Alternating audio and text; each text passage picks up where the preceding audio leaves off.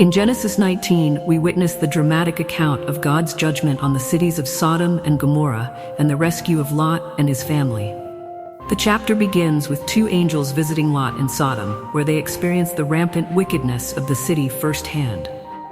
Despite Lot's attempt to protect his guests, the men of Sodom surround his home with evil intentions. The angels intervene, blinding the attackers and urging Lot to flee with his family, as God has decreed destruction upon the city. As Lot and his family escape, God rains down fire and brimstone on Sodom and Gomorrah, completely annihilating the cities. However, Lot's wife disobeys the angel's warning by looking back and is turned into a pillar of salt. The chapter also recounts the disturbing aftermath of Lot's escape, where his daughters take drastic measures to preserve their family line. This chapter is a powerful reminder of the consequences of sin and disobedience, as well as God's mercy in rescuing the righteous. It highlights themes of judgment, moral decline, and divine intervention.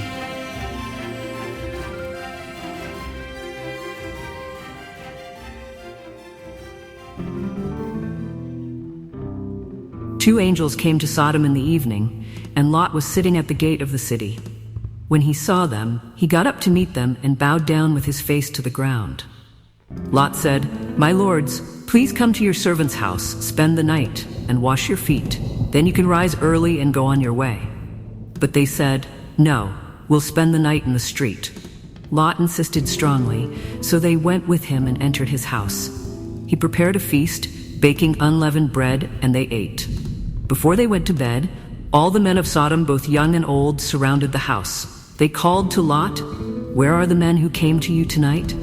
Bring them out to us so we can have relations with them."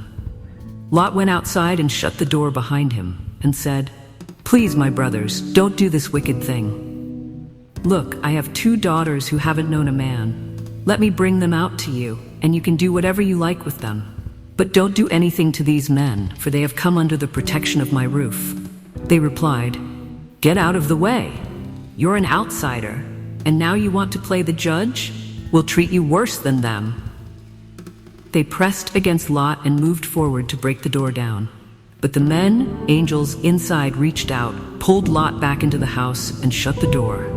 Then they struck the men at the door with blindness, so they couldn't find the door. The angels asked Lot, "Do you have anyone else here? Sons, daughters, anyone in the city? Get them out of this place, for we are going to destroy it." The outcry against this place is so great before the Lord that he sent us to destroy it. Lot went to his sons-in-law, who were pledged to marry his daughters, and said, "Hurry, get out of this place, because the Lord is going to destroy the city." But they thought he was joking. At dawn, the angels urged Lot, "Hurry, take your wife and your two daughters who are here, or you'll be swept away when the city is punished." When Lot hesitated, the angels grabbed his hand and the hands of his wife and two daughters, for the Lord was merciful to them. They led them safely out of the city. As soon as they were outside, one of the angels said, "Run for your lives. Don't look back, and don't stop anywhere in the plain. Escape to the mountains, or you'll be swept away." But Lot said, "No, my lord. Your servant has found favor in your eyes, and you have shown great kindness in saving my life. But I can't flee to the mountains. Disaster will overtake me, and I'll die. Look, there's a small town nearby. Let me flee there. It's a small place, isn't it? Then my life will be spared." The angel said, "Very well, I'll grant your request. I will not overthrow the town you speak of, but flee there quickly, because I cannot do anything until you reach it." That's why the town was called Zoar. By the time Lot reached Zoar, the sun had risen over the land. Then the Lord rained down burning sulfur on Sodom and Gomorrah from the heavens. He overthrew those cities, the entire plain, all the people, and everything growing on the ground. But Lot's wife looked back, and she became a pillar of salt. Early the next morning, Abraham went to the place where he had stood before the Lord. He looked down toward Sodom and Gomorrah and saw dense smoke rising from the land, like smoke from a furnace. So when God destroyed the cities of the plain, he remembered Abraham and saved Lot, bringing him out of the catastrophe. Lot and his two daughters left Zoar and settled in the mountains, for he was afraid to stay in Zoar. They lived in a cave. One day, the older daughter said to the younger, Our father is old, and there's no man around to give us children, as is the custom all over the earth. Let's get our father to drink wine, and then sleep with him to preserve our family line through our father." That night, they got their father drunk, and the older daughter slept with him. He wasn't aware of it when she lay down or when she got up.